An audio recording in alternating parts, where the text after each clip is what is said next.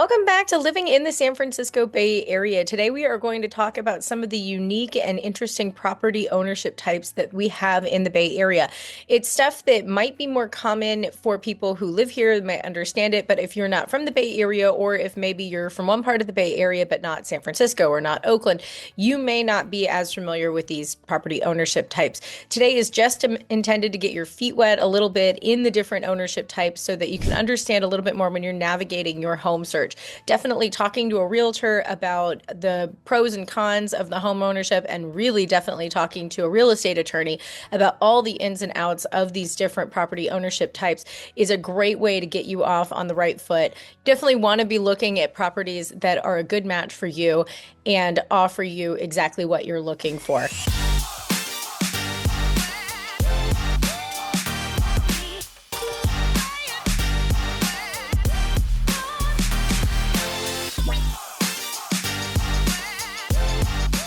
My name's Andrea West. I've been a realtor since 2010 and I'm a Bay Area native. So if you're looking to make a move, buying or selling in the Bay Area, whether it be in 9 days or 90 days, I would love to meet with you. My contact information's below. You can shoot me a text, give me a call, or send me an email. You can also reach out to me. I've got a QR code in my banner and we can have a little Zoom meeting. All right, so the first type of home ownership that I'm going to touch on is probably the most commonly known straightforward type of home ownership, and we're going to say it's a single family residence. And by single family, we mean it's generally one house on a plot of land, and you own the house and you own the land. And that's just pretty straightforward. So when something breaks, something needs to get fixed, when you want to expand, you're the one paying for all of that. You're the one in charge of that. You're the one spearheading how that goes. Now, you may own the property with somebody else, a spouse or a friend or a relative, or, however, of course, you want to do it. But essentially, you all are owning 100% of the property and the land that you're on. You're responsible for 100% of the taxes, the insurance, the upkeep and maintenance of the property, and choose to do with it what you please.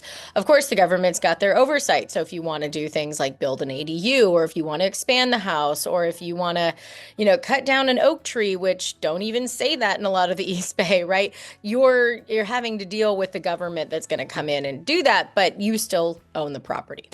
The second type of home ownership is also probably pretty well known. We're going to say condominiums. Now, a condominium is a little bit different than a single family home, because a single family home, you own the house and you own the land. A condominium, you own your unit, but it's part of a bigger complex. So maybe it's a 100-unit complex building.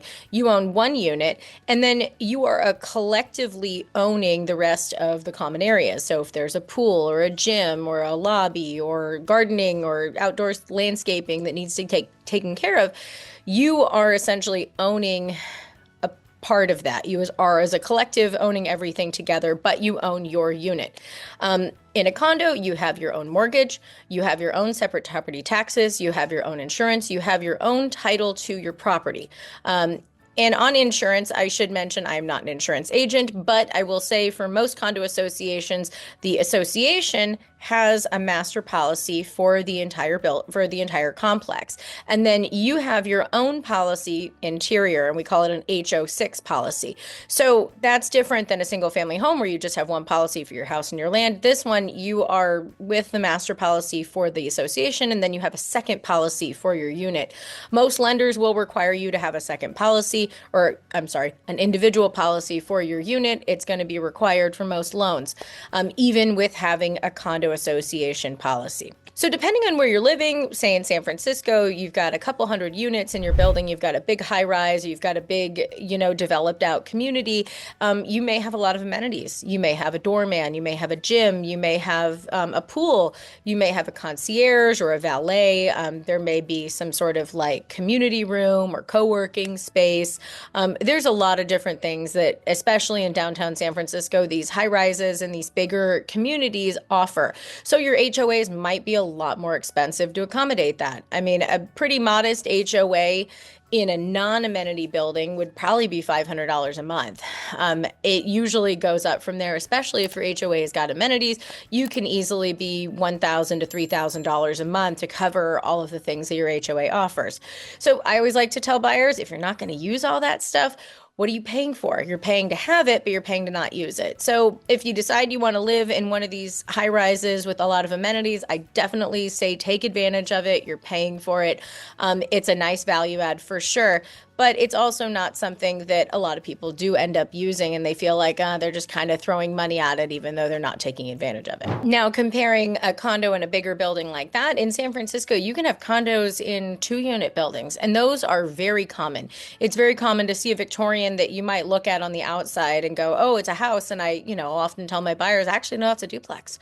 And it's 2 units. It's been condo converted, and now you can own 1 unit. So now you own upstairs and you have another owner downstairs, or vice versa. And it's any configuration, especially in San Francisco. There's all sorts of ways that they've chopped up these fun Victorians into multiple units over the years. A great way to get more housing out of all this space that we don't have in San Francisco, right? Taking advantage of what we do have. So condos are another great form of home ownership.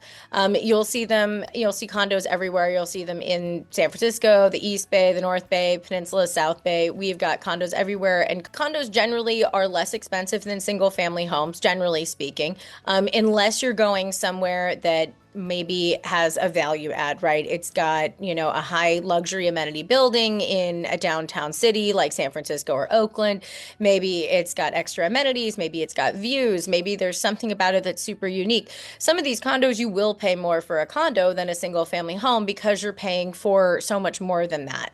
But generally speaking, a lot of people like to look to condos either because A, it's in a location that homes aren't built, like downtown San Francisco, the financial district, South Beach, Soma, those areas where you're not getting single family home options. Also places like North Beach, the Mission, Noe Valley. A lot of those neighborhoods have condos everywhere. Single family homes might be a little less easy to come by. Plus, single family homes in the areas that do have them, like say Noe Valley, for example, you can probably get a condo in Noe Valley for half as much as you would pay for a single family home. Sure, it's not going to be as big, but you still might get a yard. You still might get a garage or parking, and you still might get that really amazing location that you wanted. So buying a 2-bedroom condo might be a lot more attractive than looking for a starter house because you're saving a lot of money on the sales price. Yes, you will be paying HOA fees, don't get me wrong, but a lot of the smaller buildings that are not these big high-rise buildings, the HOA fees generally have a, quote, pay-as-you-go system. So that means you are just paying as you go. You pay a few $100 a month, probably to cover the insurance for the building, maybe something like trash and water, stuff that you're actually using. Maybe you have a gardener or landscaper that comes through and takes care of the yard for everybody, 2 to 4 units, something like that. And then when the roof goes out, hey, guess what? You're all paying for the roof. But you were only paying $400 a month for 5 years, and now the roof is, $40,000, so now you're going to split it. So that's kind of the situation in those condos versus definitely different than these bigger condos where they do have to budget. They have to kind of have all of the reserves set in place so that when things do break down, there's money in the pot. And that's the idea with the bigger condos, is that when the roof goes out, hey, hopefully everyone's got money in the pot and they're not having to put out more money. Just really depends on the condo association. All right, so let's talk about the next type of home ownership, which is tenancy in common. Now, tenancy in common, also known as TICs, is very common in San Francisco. There are some in the East Bay and a little bit in other parts of the Bay Area, but really the majority of them are in San Francisco. TICs are different than a condo. You actually own a percentage of the entire building with the exclusive right to your unit.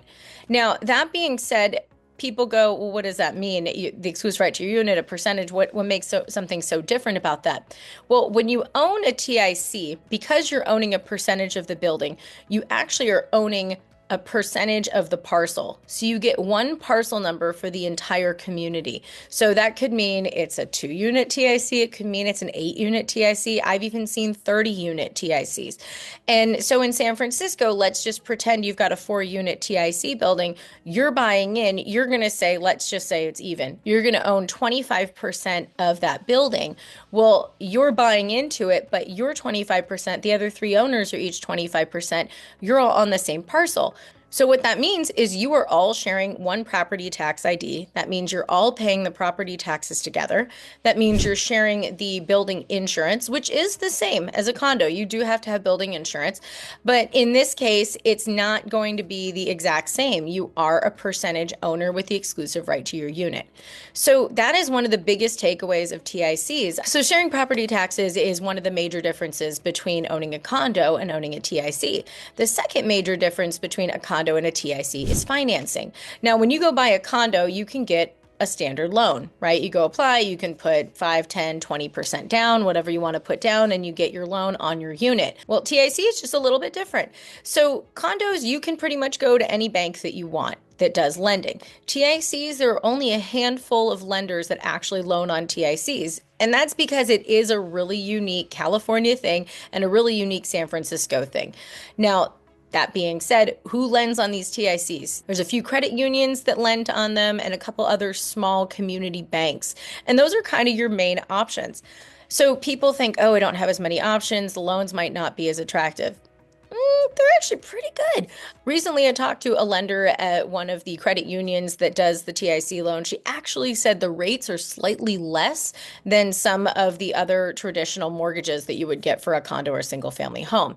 The difference with TICs, though, in a few different ways with lending, is there are only one or two banks that offer a 30-year fixed rate. Many of the banks only offer a 5, a 7, or a 10-year fixed rate, and then it adjusts. So it's an adjustable rate mortgage. So after 5 or 7 or 10 years, it's going to adjust. So that being said, a lot of people don't like knowing that, oh, maybe 7 years from now, my 5.5 interest rate could be up at 7%, or who knows where rates are going to be in 5 years. You can always refinance before that happens. So if rates go down next year and you're at the 3 or 4% jump on it, refinance just like you would a traditional property.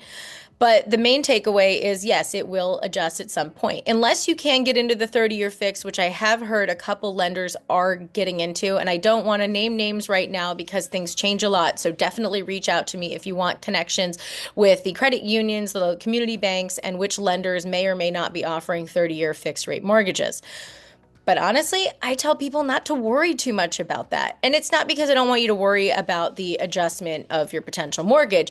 It's that most people who end up buying TICs are buying for two reasons. One, it's a stepping stone to purchase a more long-term property that will fit their needs. Or two, they're purchasing into a building with the intent to condo convert the building. So what that means is if you buy into, let's say you buy a unit in a 2-unit building and the other owner is a TIC owner and you're a TIC owner, you're only going to get the TIC loan while it's a TIC.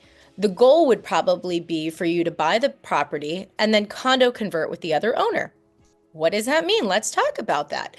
So 2-unit buildings are the fast track, easy way to condo convert in San Francisco. So for a 2-unit building, you're going to have owner A and owner B. You have to be 2 separate owners, and you each have to occupy your unit for a minimum of 1 year. So that means owner B can't be renting it out and owner A living in it. That won't count. Owner A and owner B both have to be occupying their unit for 1 year. Then what you do is after a year, you apply to do a fast track condo conversion with the city. So essentially you would fill out a paperwork, fill out an application, you're going to hire an attorney, and you're going to have the proper paperwork put together to apply to do the condo conversion.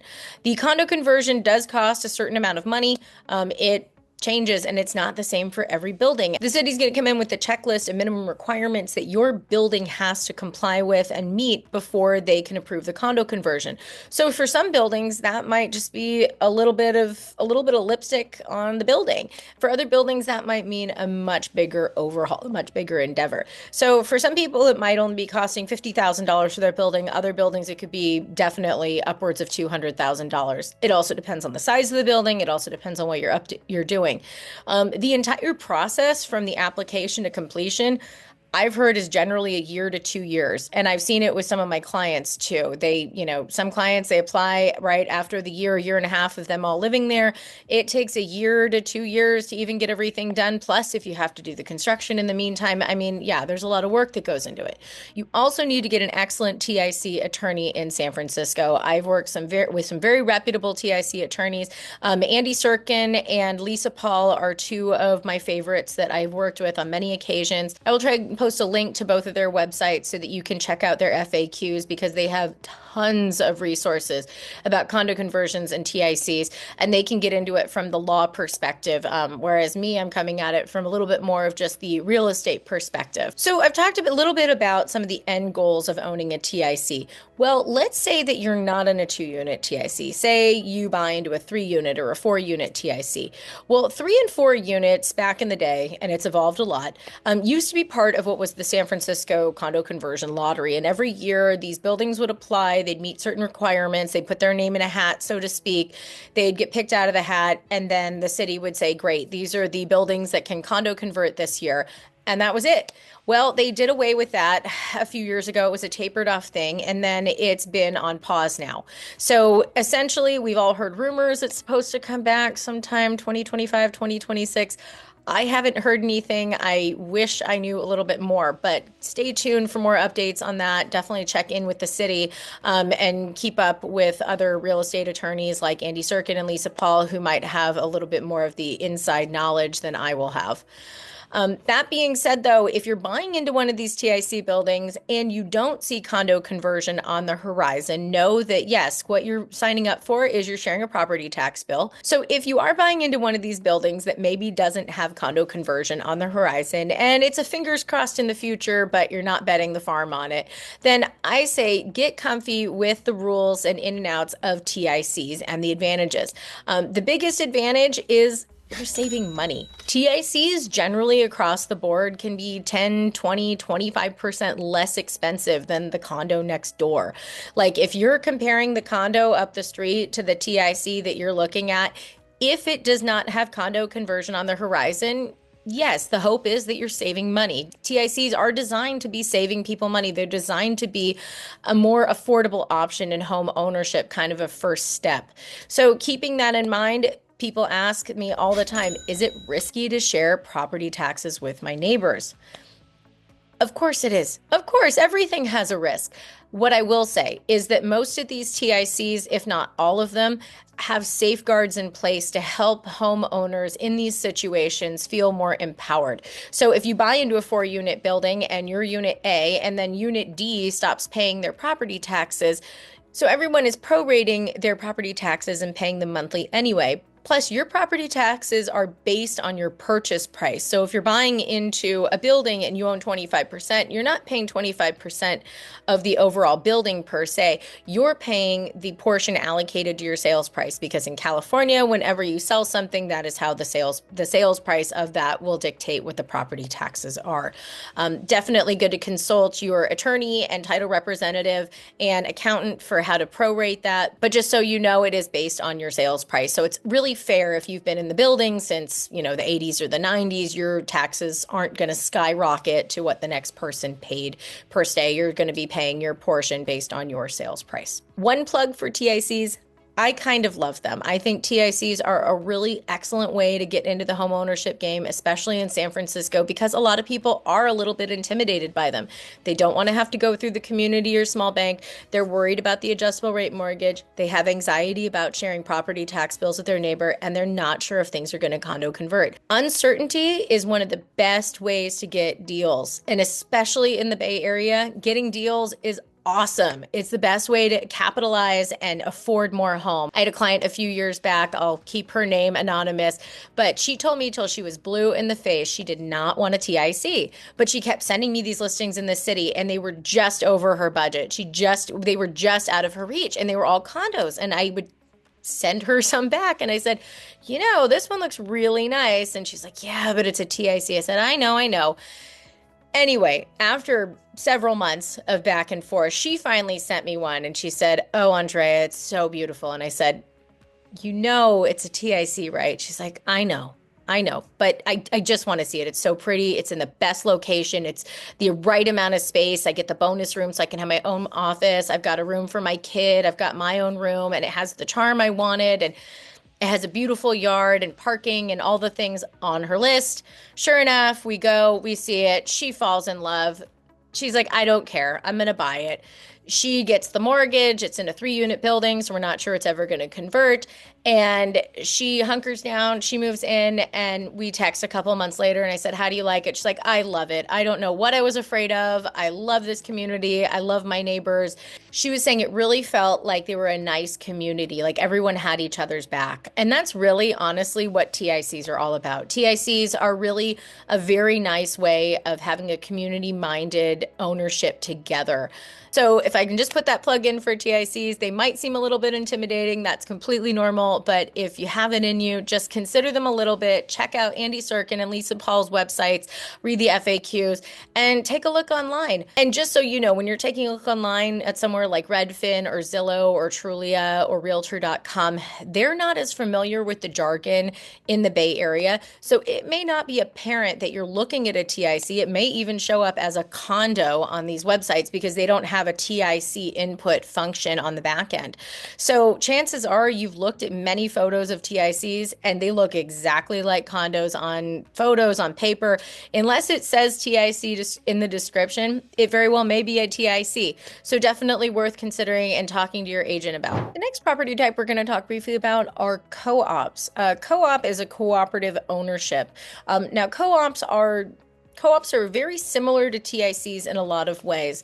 Instead of owning a percentage in the community, you actually own shares in the community. So just for an example, here in Alameda, we have the Woodstock Cooperative Community. Woodstock is about 200 units, and each owner owns one share of the 200 units. So instead of owning a percentage, you own a share. Now, in the community, you don't technically own your property. You own a share of all of the properties with the exclusive use to your property. Sounds very familiar to a TIC, right? In the co-op, you can get different financing. You're going to be getting co-op financing instead of a TIC financing, instead of condo financing. So in some ways, some of these co-ops are actually even more limited than TICs, if you'd believe it. In addition to having less lending options, a cooperative is actually an oversight, basically like a corporation that oversees the entire community. And again, you own part of that, you own a share. But to get in, you have to have board approval. So that means if you are buying into a co-op, one of the conditions you're going to have to meet is qualification with the board. So the board's going to look at things like your finances, they're going to look at, basic background stuff, and they're going to make sure that you're going to fit in their community, and they get to vote if you can't. So essentially, you go through the process.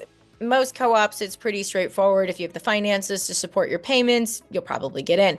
But depending on where you are, in Alameda, the Woodstock Co-op is much more kind of your everyday, cute kind of townhouses and little duets that you can purchase into. Versus in San Francisco, some of these co-ops are in these big high rises up on Russian Hill or Nob Hill, and they're very elite. They're very like high end, and they're very expensive. So it just depends on where you're living, depends on what you're looking at. Co-ops are another form of home ownership. In Alameda, the co-ops are actually more affordable than a lot of definitely more than the single family homes, but then a lot of the condos too, because some of the co-ops, they come with yards, they come with, a little bit more space than some of the condos do, and they feel like a townhome or a duet versus like a condo or maybe an apartment that people are thinking about. So the type of home ownerships we just talked about are all single unit uses. So it's either a house or one unit, and you're using and exclusively using that unit. The next type of property I want to talk about is multifamily properties. So, and this is where you own 2, 3, or 4 units. It's multifamily residential. So basically you own a 2, 3, or 4 unit property. That can be a duplex, a triplex, or a quadplex. It can also mean owning 2 separate structures on your property, like I do. So using myself in this example, my family and I wanted to buy a home. We were living in San Francisco. We loved San Francisco, but we knew that we wanted to have a kid, and we knew we wanted to live in Alameda. So we got together with my sister, so we were already talking about it for years before we ever made the leap over the pond. So we teamed up with my sister and we said, hey, it'd be really great. Instead of paying the price that you will pay for a single family home and getting one house, what if we paid a little bit more than a single family home, but we got 2 houses? And we did it. And it was pretty great. So my wife and I have the front house with our kid and our dog, and my sister and her husband have the back house with their dog and their cat. And it's pretty awesome. So we have two totally detached structures. We have a shared yard in the middle. We put up a fence. They have their spot. We have ours. They have the driveway on the side that fits 3 or 4 cars. And we have the driveway on the right that fits 1 car, and a garage that's totally useless because it was built in 1917 and no one can fit any car in there because it's way too tiny. But that's beside the point. Point being, we all have our own spaces. We actually took ownership as percentage owners, as tenants in common. So we own a certain percentage of the property. They own a certain percentage of the property. Because we're a family, we're maybe a little bit more informal than some other people would do this if you're buying with a friend or maybe a relative and you aren't as close, or you just want something more concrete. Good idea. Always good to get something written out in writing. Everyone signs, everyone agrees. The second reason we got a good deal, we bought 2 houses that were super charming, about 100 years old each, and very cute, but needed a good amount of some updating, some maintenance. So, yes, we invested some extra money to do that after the fact, but I still think looking back on it, we got a screaming deal considering how much space we got for the money we paid and how much appreciation we've got about 5.5 years later. So if you are thinking about buying a 2 to 4 unit property, definitely reach out to me and I would be more than happy to go through with you, running the numbers and getting you a good deal and getting more bang for your buck. If you think about partnering up with somebody, another great way to save some money, or buying something and living in one unit and renting out the other. Do the house hack. It's a great way to save in the Bay Area. Keeping in mind, if you are looking at 2 to 4 units for a purchase, financing for them, you're going to be getting one loan. It is one tax parcel, which means one loan. So if you're buying, like I did with my sister, you're getting something that is shared financing. You're sharing financing with the other partner. So something to consider if you're thinking about buying with somebody else. If you're buying on your own, obviously that's not a consideration, but definitely something to consider.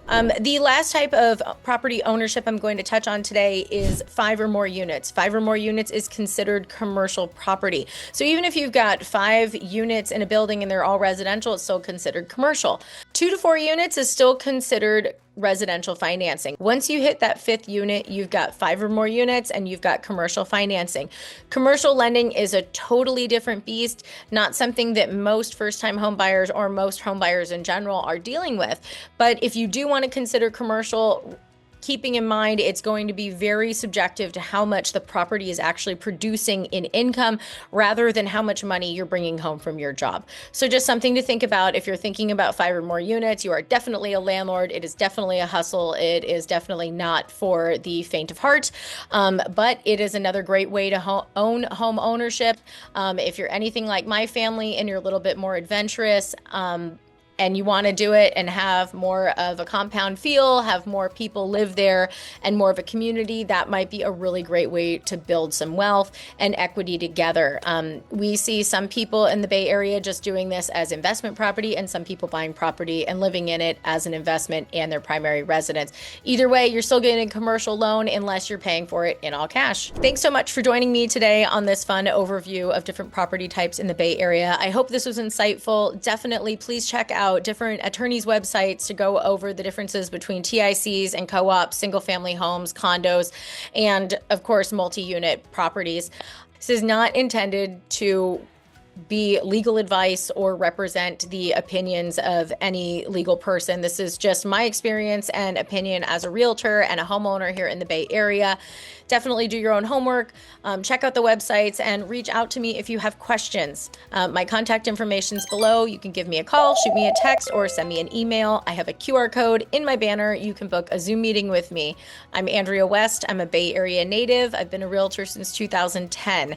I know Bay Area real estate from both sides of the bridge. So when we work together, your goals are my business. Till next time.